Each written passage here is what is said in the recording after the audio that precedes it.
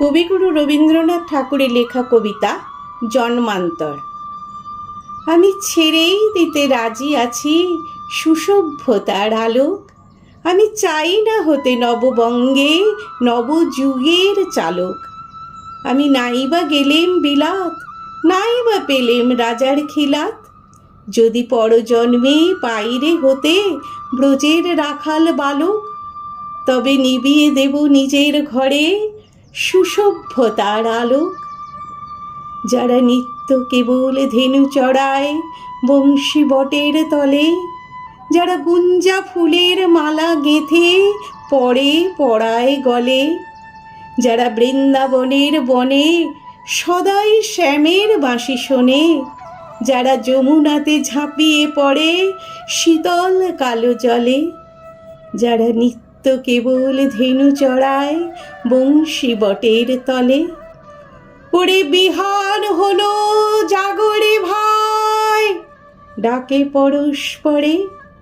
ওরে ওই যে দধিমন্থ ধ্বনি উঠল ঘরে ঘরে। হেরো মাঠের পথে ধেনু চলে উড়িয়ে গোখুর রেণু। হেরো আঙিনাতে ব্রজের বধূ দুগ্ধ দহন করে। ওরে বিহান হলো জাগরে ভাই, ডাকে পরস্পরে। ওরে সাঙন মেঘের ছায়া পড়ে কালো তমাল মূলে। ওরে এপার ওপার আঁধার হলো কালিন্দিরি কুলে। ঘাটে গোপাঙ্গনা ডরে কাঁপে খেয়া তরির পরে।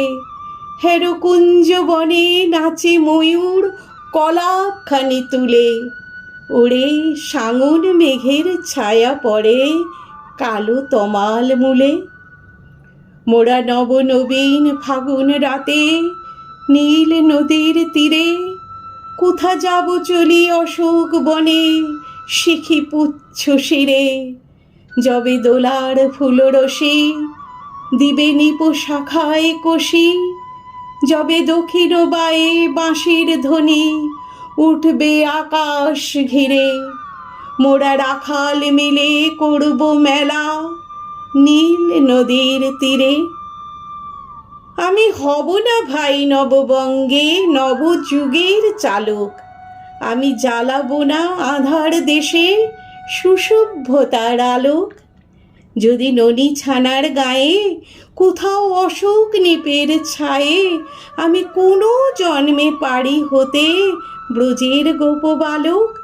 তবে চাই না হতে নববঙ্গে নবযুগের চালক।